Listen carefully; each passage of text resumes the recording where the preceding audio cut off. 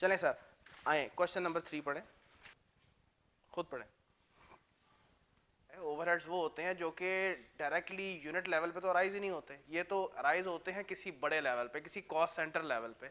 और हमने ओवरहेड्स के चैप्टर में पढ़ा था कि कॉस्ट सेंटर्स डिपार्टमेंट्स को सबसे ज़्यादा प्रेफरेंस दी जाती है कि वो हमारे सबसे बड़े क्या हैं, कॉस्ट सेंटर्स। तो ओवरहेड्स को सबसे पहले कलेक्ट ही कहाँ करना होता है, कॉस्ट सेंटर्स में, डिपार्टमेंट्स में, वहाँ से फिर प्रोडक्ट्स में वो एब्जॉर्ब होती है। लेकिन अगर डिपार्टमेंट्स नहीं भी हैं तो एबीसी कॉस्टिंग वहाँ से भी एलोकेशन कर देता है, जैसे हमने पहले 2 सवाल देखे। तो अगर डिपार्टमेंट्स हैं तो उनको प्रेफरेंस है कि पहले डिपार्टमेंट्स में एलोकेट किया जाए। जी सर, पढ़ लिए। क्या कहता है? कहता है कि सर एज पर रिक्वायरमेंट आपने यूनिट कॉस्ट कैलकुलेट करनी है वी की और जी की। यूनिट कॉस्ट से क्या मुराद है? Total production cost per unit sir, ठीक है। तो ये बड़ा इंपॉर्टेंट है। तो अगर total production cost per unit है तो डायरेक्ट खर्चे कहाँ पे हैं? कहीं गिवन है? एक्चुअल एक्सपेंसेस में देखें डायरेक्ट वेजेस आ रही हैं, लेकिन इसमें जानने की क्या ज़रूरत है? अगर आखिरी ग्रेड में आपको सीधा सीधा डाटा मिल जाए तो सर पहले तीसरा और चौथा कॉलम देखें, डायरेक्ट मटेरियल कॉस्ट, ये डायरेक्ट मटेरियल पर यूनिट कह के आगे रुपीस लिख दी है, cost per unit. Direct labour per unit कह के आगे रुपीस लिख दी है। तो सर ये बनी बनाई चीज़ है, मैं नहीं खपूँ इधर उधर जाके, छोड़ दें उस चीज़ को। आप यहाँ से डाटा उठाएंगे, बना बनाया उसने वो दे दी है, बाकी तुम्हारी सरदर्द सिर्फ ओवरहेड्स की कैलकुलेशन की है, ठीक है। तो सर पहले तो आपको सारे खर्चे, उनकी इन्फॉर्मेशन लेटेस्ट क्वार्टर की प्रोवाइड कर देता है। ये देखो सारे खर्चे खुद ही उसने कॉस्ट पूल्स टाइप चीज़ें बना के दे दी हैं जी। डायरेक्ट वेजेस हैं तो सर डायरेक्ट वेजेस से तो वैसे ही हमारा लेना देना कोई नहीं है, क्योंकि हम किसकी अब्जॉर्प्शन करने जा रहे हैं, ओवरहेड्स की।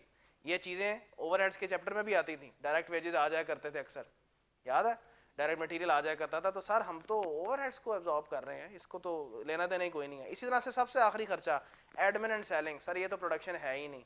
सो पहला और आखिरी छोड़ दें, बाकी सारे खर्चे हमारे लिए रेलेवेंट हैं। देखिए machine setup cost, IT department cost. अभी हम देखते हैं आईटी डिपार्टमेंट यहाँ पे कर क्या रहा है, अभी देखते हैं, इन्फॉर्मेशन मिलेगी हमें। मशीन के ऑपरेटिंग एक्सपेंसेस हैं, प्रोडक्शन कंट्रोल है, मटेरियल मैनेजमेंट है, फिर क्वालिटी कंट्रोल है, अदर एक्सपेंसेस, दैट्स इट। फिर अब इंफॉर्मेशन, ये देखो ये जो सेकंड ग्रेड है ये क्या चीज़ शो कर रही है मुझे, ये कौन सी इंफॉर्मेशन है? बेसिस की इंफॉर्मेशन है, देखो ऐसा ही है ना। तीसरा और चौथा कॉलम तो चलो कॉस्ट है, बाकी देखो labour hours per unit, machine hours per unit, inspection hours per unit, number of, ये देखो सारे कॉलम रिपीट है पिछले वाले सवाल के, ठीक है ना। तो नंबर ऑफ यूनिट्स पर बैच यानी बैच साइज, ये भी उसने दे दिया।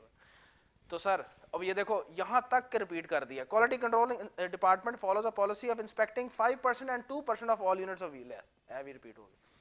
अच्छा आगे लेकिन कुछ शेयर कर रहा है, कहता है कि जो आपकी आईटी डिपार्टमेंट और अदर डिपार्टमेंट के खर्चे हैं ना, वो अपने, यानी कि यूं समझ लो कि उसने बाइफर्केशन का एक अंदाज दे दिया। यानी आईटी डिपार्टमेंट अपने अपने जो सपोर्ट है वो कहाँ कहाँ प्रोवाइड कर रहा है, 30% प्रोडक्शन डिपार्टमेंट में, 15% मटेरियल मैनेजमेंट डिपार्टमेंट में, और 15% क्यूसी, 40% इंजीनियरिंग। टोटल करते हैं तो 100% खत्म हो जाता है। यानी आईटी डिपार्टमेंट इटसेल्फ कुछ भी नहीं है, मां सिवाय इसके कि इसके सारे खर्चे कहाँ चले जाने हैं, इन डिपार्टमेंट्स में, ठीक। तो ये देखो ये ग्रेड इटसेल्फ इनफ है बताने के लिए कि सर सवाल में डिपार्टमेंट्स मौजूद हैं, ठीक है। तो आपने सबसे पहले इस सारे खर्चों को जो कि पहले बुलेट में शो हो रहे हैं, सर पहले इनमें तकसीम करना है। इनमें से देखो आईटी डिपार्टमेंट का कुछ नहीं करना, सीधा सीधा शेयर फेंक देना इन डिपार्टमेंट्स में। फिर देखो अदर एक्सपेंसेस बराबर बराबर चारों डिपार्टमेंट्स में तकसीम। पिछे खर्चे रह केड़े जाते हैं, quality control, materials management, production control and machine operating expenses और मशीन सेटअप कॉस्ट्स, ठीक है। इनको देख लेते हैं कहाँ कहाँ, यही 4 डिपार्टमेंट्स हैं, इनके अंदर ही रखना है। और इन चारों के एक्टिविटी ड्राइवर्स, अब जरा खुद सोचे, पहले जब अपोर्शनमेंट कर लेंगे फिर इन्हीं डिपार्टमेंट्स के एक्टिविटी ड्राइवर्स ढूंढने हैं ना। मुझे जरा बताओ प्रोडक्शन डिपार्टमेंट का एक्टिविटी ड्राइवर क्या होगा? मशीन और प्रोडक्शन कंट्रोल। अब जरा थोड़ा पुरानी ओवरहेड से बाहर आए, ये एबीसी है, एबीसी में प्रोडक्शन कंट्रोल, प्रोडक्शन, यहाँ पे मशीन और यूज किया जाता है, क्योंकि ये अमूमन एबीसी कॉस्टिंग जो टेक्निकल ऑर्गेनाइजेशन है ना, जो बड़ी मैकेनाइज्ड प्रोडक्शन कर रही हैं, वो आमतौर पे मशीन्स का ज़्यादा इस्तेमाल करती हैं, ध्यान में रखें। सो प्रोडक्शन, प्रोडक्शन कंट्रोल, यहाँ पे कौन से एक्टिविटी यूज होगी, मशीन आवर्स। फिर उसके बाद materials management, number of material requisitions, ये काम कहाँ हो रहा है, मटीरियल्स मैनेजमेंट के डिपार्टमेंट में। तो सर यहाँ की भी एक्टिविटी क्या होगी, number of material requisition. Quality control, sir quality control का department, sir number of inspection और वही बेस, जो खर्चे की बेस थी वो खर्चा जिस डिपार्टमेंट में हो रहा है उस डिपार्टमेंट की भी वही बेस है। Sir engineering department base number of setups, ठीक है, लेकिन हाँ यहाँ पे सेटअप्स की इंफॉर्मेशन नहीं है, बैचेस को यूज किया जाएगा ये अज्यूम करते हुए कि जितने बैचेस हैं उतने ही सेटअप्स हैं, ये ध्यान में रखना। क्लियर है? तो सर आए जी स्टेप बाय स्टेप इसको करते हैं, लेकिन पहले हमें ट्रेडिशनल मेथड भी यूज करना है कि नहीं करना? करना है। उसने कहा बोथ मेथड्स, बोथ मेथड से क्या मुराद है? ये भी एक इन्फॉर्मेशन है, ये भी एक लर्निंग ऑब्जेक्टिव है कि तुहानू ए कह के छाड़ देवे कि बोथ मेथड से मुराद है कि ट्रेडिशनल पहले करो। ट्रेडिशनल क्या है यहाँ पे उसने बताया हुआ वैसे अलहदा से। हाँ, सबसे पहली line for allocating factory overheads to products based on direct labour hours. चलें सर तो जल्दी से इसको करते हैं। क्या सर अंदाज क्या होगा हमारा मेन सोल्यूशन प्लान? कितने प्रोडक्ट्स हैं? 2 Y और Z। Sir direct material, direct labour, production, overhead, और ये हम सारा मामला पर यूनिट कर लेते हैं जब डाटा अवेलेबल है, आसान तो क्यों इधर उधर जाएं। 60 35 ये मटेरियल कॉस्ट पर यूनिट, फिर 30 और 8 ये डायरेक्ट लेबर, इसकी सर वर्किंग परफॉर्म कर लेते हैं। ठीक है जी। और इस सवाल में भी उसने देखो 2 प्रोडक्ट्स दिए हुए हैं, मुझे कहीं इंफॉर्मेशन नहीं मिल रही। ये देखो प्रोडक्शन डिपार्टमेंट का सेकंड जो उसने बुलेट बनाया है, नीचे प्रोडक्ट की इंफॉर्मेशन है, चलता गया आगे, मुझे नहीं बताया हुआ कि कितने प्रोडक्ट्स बन रहे हैं, कि ऑर्गेनाइजेशन ऐसा तो नहीं है कि और भी प्रोडक्ट्स बना रही है, नहीं यही 2 प्रोडक्ट्स हैं। तो मैंने जहां जहां भी एक्टिविटी फाइंड आउट करनी होगी तो फिर मुझे क्या करना पड़ेगा, इन्हीं 2 प्रोडक्ट्स की जो एक्टिविटीज है उनको मिला के ही टोटल एक्टिविटी बनेगी। जी सर, तो सबसे पहले यहाँ पे सर हम चूंकि एक ब्लैंकेट रेट वाला मामला करने लगे हैं ट्रेडिशनल, तो क्या करना पड़ेगा? OAR कैसे निकालेंगे सर? बजटेड ओवरहेड्स कितने हैं सर? यहाँ पे देखो बजटेड ओवरहेड्स कैसे निकालोगे, ये सारे खर्चे ले लेना माँ से आप पहला और आखिरी, क्योंकि टोटल ओवरहेड्स लेने हैं, बजटेड ओवर टोटल। और अगर बजटेड नहीं है एक्चुअल है तो फिर क्या अज्यूम किया जाता है? एक्चुअल ही बजटेड है। लें सर सारे overheads excluding first and last one, क्योंकि वो आपके ओवरहेड्स नहीं है, प्रोडक्शन ओवरहेड्स नहीं है। 160 से लेके 750 तक ऐड करके बताएं कि बजटेड ओवरहेड्स कितने हैं।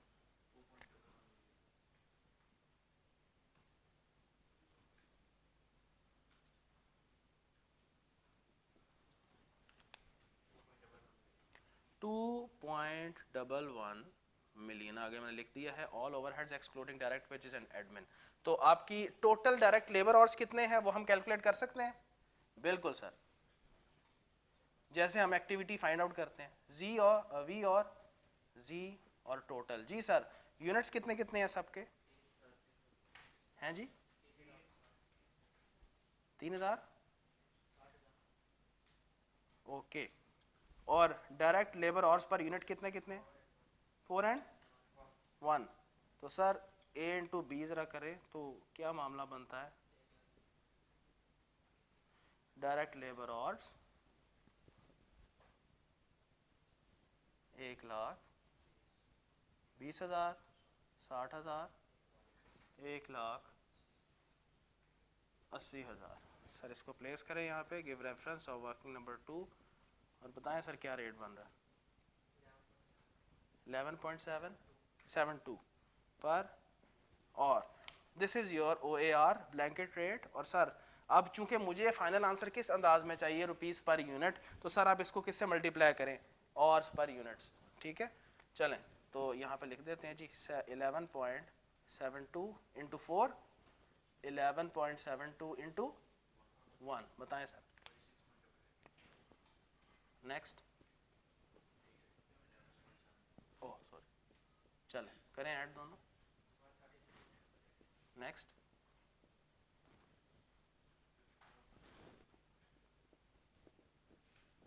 50.72। यहाँ तक कोई सवाल? तो वही पुराने वाले अंदाज में पहले 2 सवालों की तरह। ये बड़ा इंपॉर्टेंट है, अभी तक तुम तो प्रोड्यूस यूनिट्स ले रहे हो, अगर सोल्ड और ओपनिंग क्लोजिंग दे दे तो फिर प्रोड्यूस यूनिट्स निकलेंगे वहाँ से, ठीक है ना। और अगर साथ क्लोजिंग वर्क इन प्रोसेस भी आ जाए तो क्या ही बात हो जाए, फिर इक्विवेलेंट यूनिट्स, बात खत्म। आप तो पूरी कॉस्ट पढ़ ली है खुदा के बंदो। अगर साथ क्लोजिंग भी देखो ना, ड्यूरिंग द पीरियड तुम्हारे आउटपुट साइड पे, वर्क इन प्रोसेस के आउटपुट साइड पे फिनिश्ड गुड्स भी हैं और वर्क इन प्रोसेस भी है, तो इक्विवेलेंट यूनिट्स की जगह इक्विवेलेंट यूनिट्स आ जाएंगे। चलो जी, part number B, ABC costing. ठीक है सर, यही वाला स्ट्रक्चर रिपीट करने लगे हैं, वी और जी, डायरेक्ट मटेरियल और लेबर, ये ऐसे ही रेप्लिकेट हो जाएगा। और फाइनली आपके पास प्रोडक्शन ओवरहेड्स हैं। हाँ, इसमें वेरिएशन होगी, ये इसके लिए हम वर्किंग नंबर 3 से शुरू कर देंगे। Let's reproduce the values of material and labour, 60, 35, 30 और 8। It will give you total unit cost. And let's now start working number 3, apportionment of cost pools, या आप इसको एक्सपेंसेस भी कह सकते हैं, ओवरहेड एक्सपेंसेस। ठीक है जी, चलें अब इसका देखें स्ट्रक्चर क्या होगा, बिल्कुल उससे मिलता जुलता जो हमारा ओवरहेड्स के चैप्टर में स्टेप 2 का होता था, कॉमन एक्सपेंसेस की अपॉर्शनमेंट। यहाँ पे आप बेशक लिख दो कॉस्ट, लिख दो डिस्क्रिप्शन, ले मर्जी है जो मर्जी लिख लें। डिस्क्रिप्शन आ गया, फिर उसके बाद आपकी कॉस्ट आ जाएगी, और उसके बाद आप डिपार्टमेंट्स को लिखना शुरू कर दें। कौन कौन से डिपार्टमेंट्स हैं आपके पास? प्रोडक्शन, मटेरियल्स मैनेजमेंट,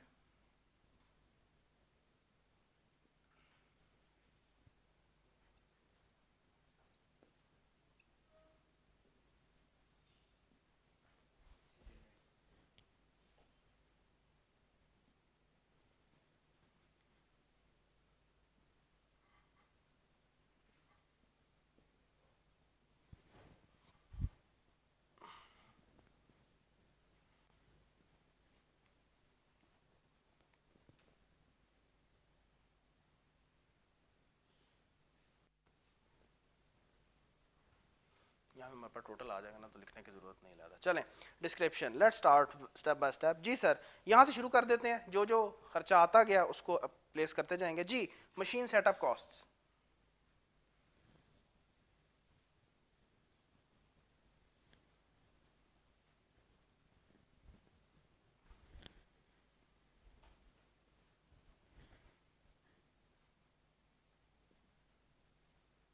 खर्चा कितना है? 1,60,000। जी सर, कहाँ प्लेस होगा?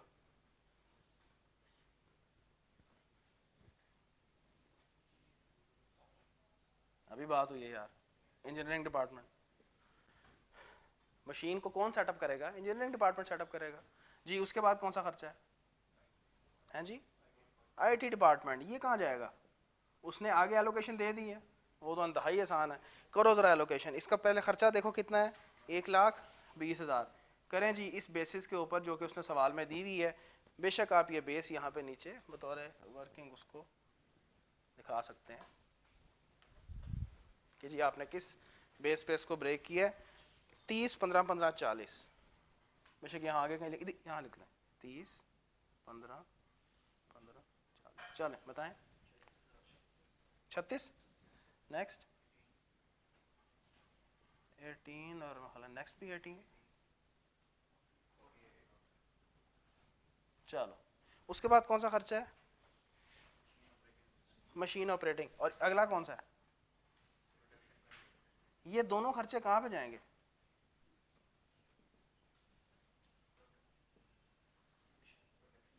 सर मशीन कहाँ चल रही है, ऑपरेट कहाँ हो रही है? Machine operating expense, production, production की कंट्रोलिंग भी प्रोडक्शन, ये सारे दोनों के दोनों खर्चे प्रोडक्शन डिपार्टमेंट। अच्छा, प्रोडक्शन डिपार्टमेंट से मुराद ये ना समझे, वैसे तो फैक्ट्री पूरी है, उसके अंदर ही सारे डिपार्टमेंट्स हैं, वहाँ पे जहाँ पे कोर प्रोडक्शन हो रही है, ऐसे मुराद ये होती है। ठीक है, यानी कि वैसे तो हम जानते हैं ये सारे डिपार्टमेंट्स फैक्ट्री के अंदर ही मौजूद है, लेकिन एक डिपार्टमेंट होता है जहाँ पे कोर प्रोडक्शन एक्टिविटीज़ हो रही होती हैं। कुछ वो होते हैं जो कि मैनेजेरियल रोल प्ले कर रहे होते हैं, मटीरियल्स को मैनेज करना, उन्होंने मशीना के उत्ते बैग थोड़ी करना, तो जाहिर है वो अलहदा डिपार्टमेंट्स छोटे छोटे बनाए हुए हैं, उन्होंने सेक्शंस बनाए होते हैं, उन्होंने डिवीजन्स बनाई होती हैं छोटी छोटी, तो वो इस तरह से मामला होता है। अच्छा, ये दोनों खर्चे कितनी अमाउंट के हो गए? 5 लाख और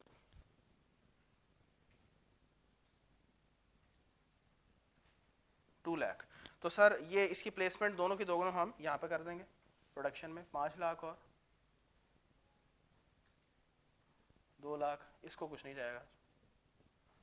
ठीक है जी। उसके बाद क्या है, मटेरियल्स मैनेजमेंट। सर इसके लिए डिपार्टमेंट अलहदा से मौजूद है, क्या ख्याल है? मटेरियल मैनेजमेंट कितना खर्चा है इसका? 1,40,000 और ये मटेरियल्स मैनेजमेंट में स्ट्रेट अवे चला जाएगा 1,40,000। ठीक है। Next, quality control. सर इसके लिए डिपार्टमेंट अलहदा से मौजूद है, कितना खर्चा है इसका? 2,40,000। जहाँ का ये खर्चा है वहाँ जाएगा। कहाँ का खर्चा है? QC का 2,40,000। और क्या है? अदर एक्सपेंसेस, उसके लिए उसने शेयर दिया हुआ आखिरी ग्रेड के अंदर जी। अदर एक्सपेंसेस बेशक आप यहाँ पे ना आगे बस ये लिख दो, इक्वली लिख दो, ये भी इनाफी है बताना उसको कि भाई इक्वल लिहाज से शेयरिंग कर रहे हैं। और क्या खर्चा है जी हमारा? 750। तोड़ें जी इसको बराबर बराबर, 25-25%, 1 लाख।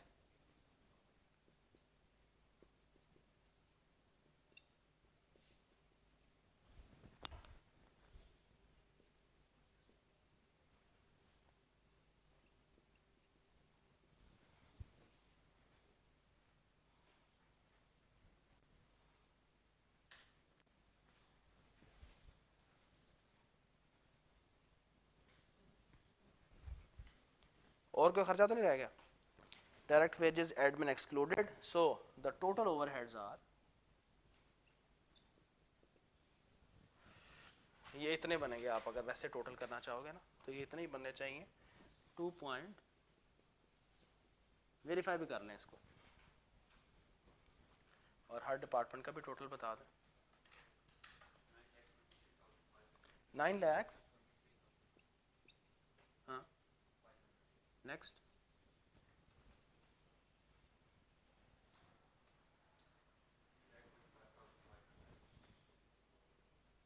Next 4 QC 4। नेक्स्ट 3,05,500। ठीक है जी। चाहो तो आप यहाँ पे भी इस वर्किंग को एक्सटेंड कर सकते हैं, आप बेशक ना करें। ये मुझे चूंकि जगह कम है तो मैं एक अगली वर्किंग पे जा रहा हूँ और मैं उस वर्किंग को कह रहा हूँ, ये देखें, departmental cost per activity driver. आप ना बनाएं, आप इसी को एक्सटेंड करें। मेरी जो जगह खत्म है, इसके अगली लाइन तुम क्या लिखोगे? Activity drivers. ठीक है। और वहां पे मैं इस ऐसे ही कंटिन्यू करवाता हूं ताकि तुम इजीली उसका फॉर्मेट देख लो। Production department, materials management, quality control, और फिर इंजीनियरिंग। तो ये देखो मैं यहीं से शुरू करता हूँ। टोटल ओवरहेड्स, और वो है आपके, वैसे इसको टोटल मार के चेक कर लो, 211 ही आ रहा है। वेरीफाई हो जाता है।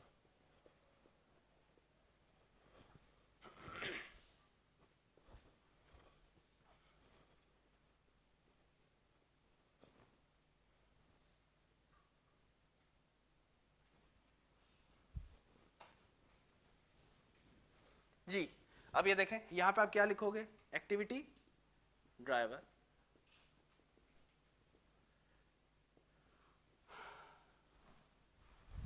ये जो भी है यहाँ प्लेस हो जाएगा। फिर ए ओवर बी करके मैं क्या कर लूंगा? Cost per activity driver, that's it. ठीक है। तो इसको एक्सटेंड कर लीजिएगा जी। यहाँ पे हमारे पास प्रोडक्शन है, तो हमें सर क्या चाहिए? वो एक वर्किंग हमारी उससे कभी जान नहीं छूट सकती, और वो क्या है? रीजनेबल बेसिस की कैलकुलेशन। तो वो यहाँ पे मैं नीचे दिखा देता हूँ। वर्किंग नंबर 5,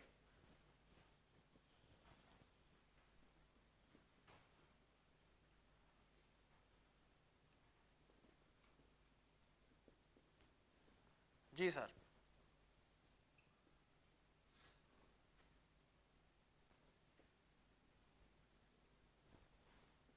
सबसे पहले यूनिट्स कितने कितने हैं सर? दोनों प्रोडक्शन यूनिट्स दोनों के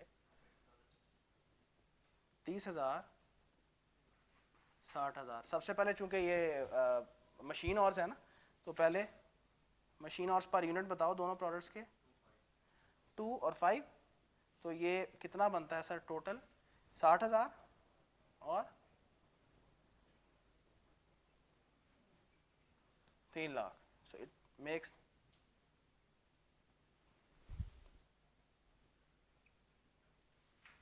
मशीन आवर्स कितने बन गए 3,60,000। तो सर यहाँ पे लिख दें अच्छा ये जो खर्चा था ये थाउजेंड्स में,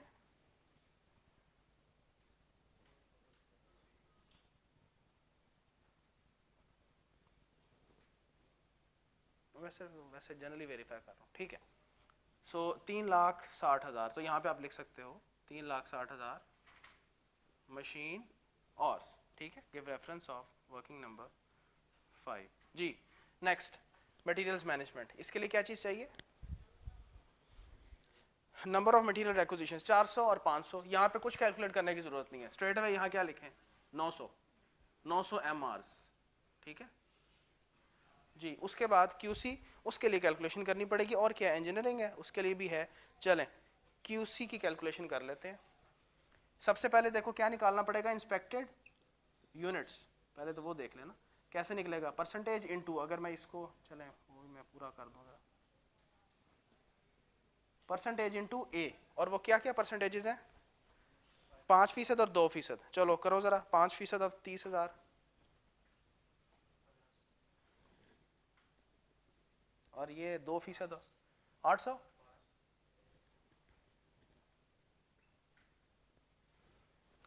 तो ऐसे लिख दें यहाँ पे 5% 2%, ठीक है। चलें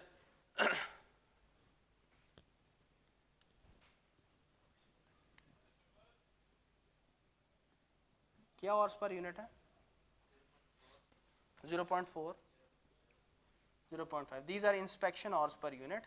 तो सर इसको अगर आप C और इसको D बोलें तो C into D will give you inspection hours.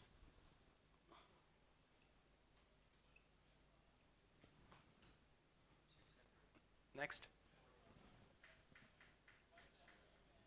600, ये भी 600 नहीं है, तो ये कुल मिला के 1200 हो गए।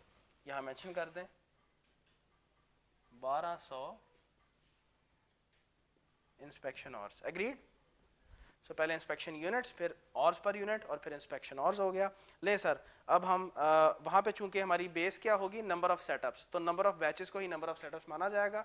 तो अगर हम डायरेक्टली कर लें, क्या ख्याल है, क्योंकि जगह भी कम है, तो यहाँ पे हम नंबर ऑफ बैचेस कैसे कैलकुलेट कर लेते हैं। यूनिट्स मेरे पास देखो A मौजूद है, ओवर यहाँ लिखते हैं बैच साइज,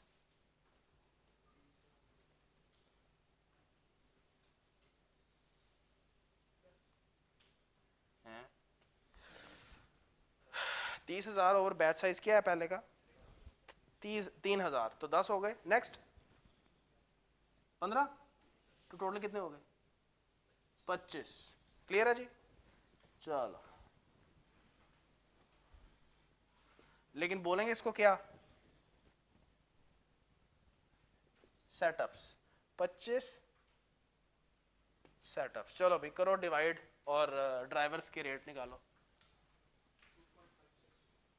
नेक्स्ट इसको बोलेंगे क्या, ये देखो ₹2.56 पर मशीन, और इसको क्या बोलेंगे ₹383.88 पर MR पर मटेरियल रिक्विजिशन। इसको क्या बोलेंगे ₹370.25 पर आवर।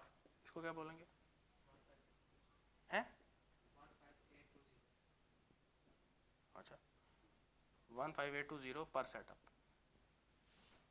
यानी एक दफ़ा जब मशीन सेटअप की जाती है तो तकरीबन 16,000 का खर्चा आ जाता है, ठीक है। क्लियर है जी यहाँ पे। अब बाकी तो कोई काम रह ही नहीं गया, क्या ख्याल है। अब एब्जॉर्प्शन करनी है इन अकॉर्डेंस विद कि हर प्रोडक्ट कितनी एक्टिविटीज इस्तेमाल करेगा, हम ओवरहेड्स को एब्जॉर्ब कर लेंगे। ये मिटा दूं, इसकी स्क्रीनशॉट ले लें, ये ट्रेडिशनल की स्क्रीनशॉट ले लें।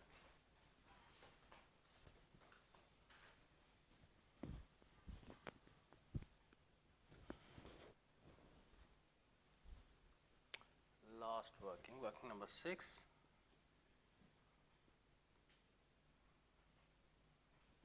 Absorption of overheads.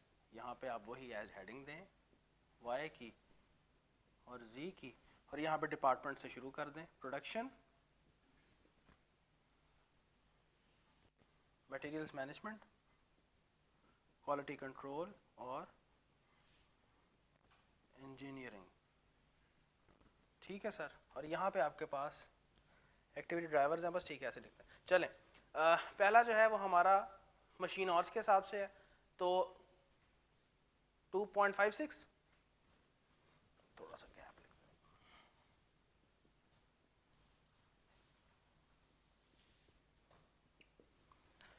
हैं जी। 2.56 इंटू कितने मशीन आवर्स इस्तेमाल हो रहे हैं वी के अंदर? 60,000। ये देखें 60,000 और 3 लाख।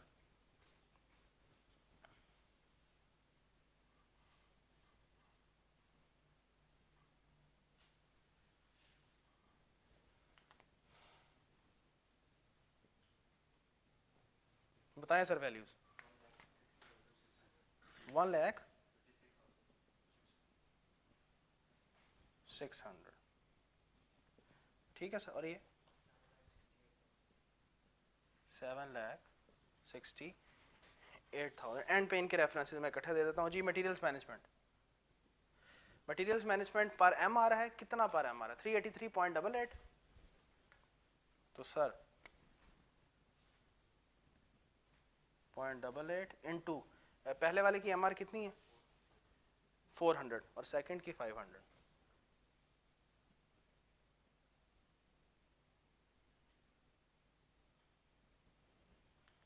चलो बताओ नेक्स्ट। नेक्स्ट क्यूसी, क्यूसी का रेट सर क्या है हमारा? 371.25।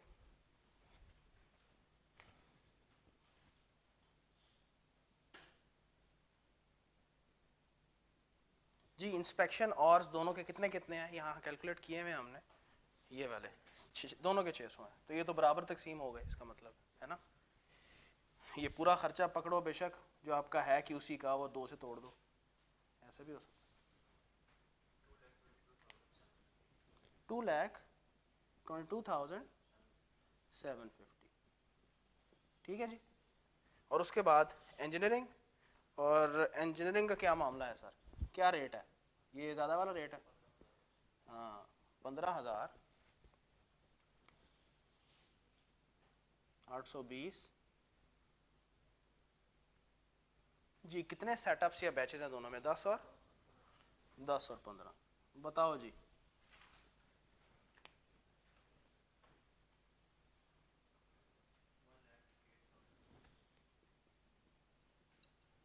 नेक्स्ट है 2।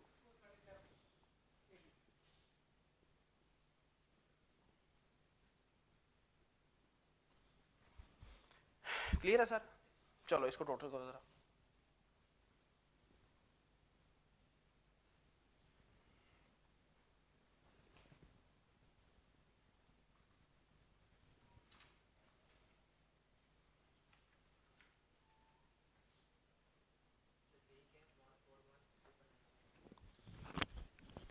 वन फोर वन, अच्छा यानी 1.419990, 6,88,102, 6,88,102। ओवरहेड्स आ गए, यूनिट से डिवाइड कर लें, वो हम मेन जगह पे जाकर कर लेते हैं। अच्छा यहाँ पे रेफरेंसेस देना दे लें। ये जो हमारी activities cost per activity driver निकला वर्किंग 4 में,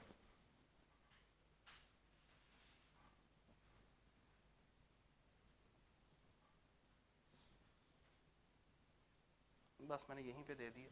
इसके अलावा जो ये हमारी कैलकुलेट हुई हुई है ये एक्टिविटी ड्राइवर्स, ये भी आप वर्किंग 5 है, ये हमने वर्किंग 5 में मशीन आवर्स निकाला था, ये वर्किंग नहीं है, ये वर्किंग में निकाला जी, working number 5 reasonable basis.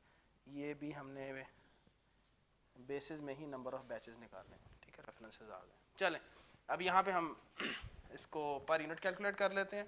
Total हमारा खर्चा कितना है 688,102 688,102 जो कि है सर वर्किंग नंबर 6 में, और डिवाइड करें नंबर ऑफ यूनिट्स। यूनिट्स कितने हैं वैल्यू बताएं। 22 पॉइंट और ये 1.41990 यूनिट्स कितने 60,000 बताओ भाई। 23.66 बताओ टोटल वैल्यूज।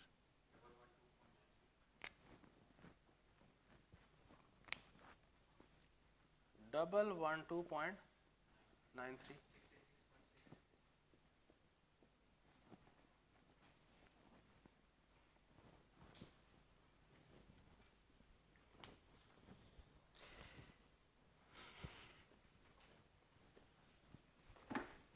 Any question?